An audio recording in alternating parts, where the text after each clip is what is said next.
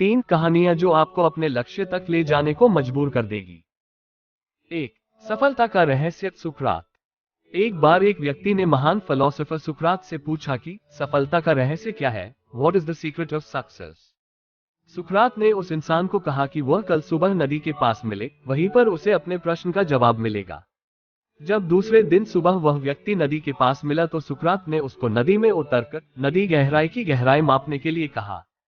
वह व्यक्ति नदी में उतरकर आगे की तरफ जाने लगा। जैसे ही पानी उस व्यक्ति के नाक तक पहुंचा, पीछे से सुकरात ने आकर अचानक से उसका मुंह पानी में डुबो दिया।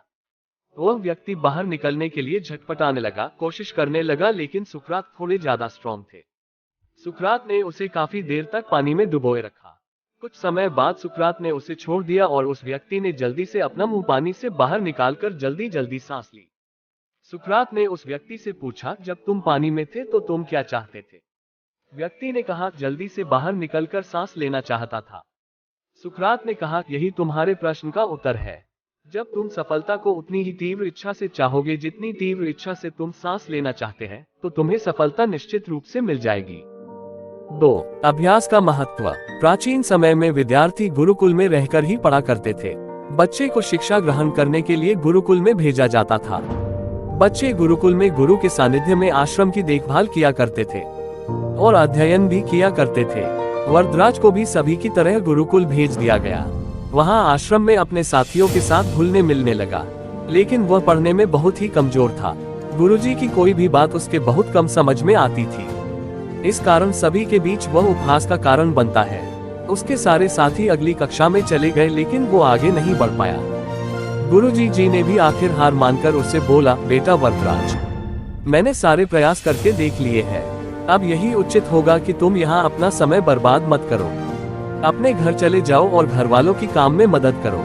वरदराज ने भी सोचा कि शायद विद्या मेरी किस्मत में नहीं है, और भारी मन से गुरुकुल से घर के लिए निकल गया। दोपहर का समय था। रास्ते में उसे प्यास लगने लगी। इधर उधर देखने पर उसने पाया कि थोड़ी दूर पर ही कुछ महिलाएं कुएं से पानी भर रही थी। वह कुएं के पास गया। वहां पत्थरों पर रस्सी के आने जाने से निशान बने हुए थे, तो उसने महिलाओं से पूछा, यह निशान आपने कैसे बनाए? तो एक महिला ने जवाब दिया, बेटे, यह निशान हमने नहीं बनाए। यह तो पानी खींचते समय इस कोमल रस्सी के बार बार आने जाने से ठोस पत्थर पर भी ऐसे निशान बन गए हैं। वरदराज सोच में पड़ गया। उसने विचार किया कि जब एक कोमल से रस्सी के बार बार आने जाने से एक ठोस पत्थर पर गहरे निशान बन सकते हैं, तो निरंतर अभ्यास से मैं विद्या ग्रहण क्यों नहीं कर सकता। वरदराज ढेर सारे उत्साह के साथ वापस गुरुकुल आया और अथक कड़ी मेहनत की। गुरुजी ने भी खुश होकर भरपूर सहयोग किया। कुछ ही सालों बाद यही मंदबुद्धि बालक वरदराज आगे चलकर संस्कृत व्याकरण का महान विद्वान बना, जिसने लघु सिद्धांत कौमुदी, मध्य सिद्धांत कौमुदी, सार सिद्धांत कौमुदी, गीर्वाण पद्मंजरी की रचना की। 3. भारत रत्न प्राप्त डॉक्टर APJ अब्दुल कलाम। अब्दुल कलाम का जन्म 15 अक्टूबर 1931 को तमिलनाडु के एक गांव धनुषकोडी में हुआ था। इनके पिता मछुआरों को किराए पर नाव देते थे। कलाम ने अपनी पढ़ाई के लिए धन की पूर्ति हेतु अखबार बेचने का कार्य भी किया। डॉक्टर कलाम ने जीवन में अनेक चुनौतियों का सामना किया। उनका जीवन सदा संघर्षशील रहने वाले एक ऐसे व्यक्ति की कहानी है, जिसने कभी हार नहीं मानी तथा देशहित में अपना सर्वस्व न्यौछावर करते हुए सदा उत्कृष्टता के पथ पर चलते रहे। 71 वर्ष की आयु में भी वे अथक परिश्रम करते हुए भारत को सुपर पावर बनाने की ओर प्रयासरत थे।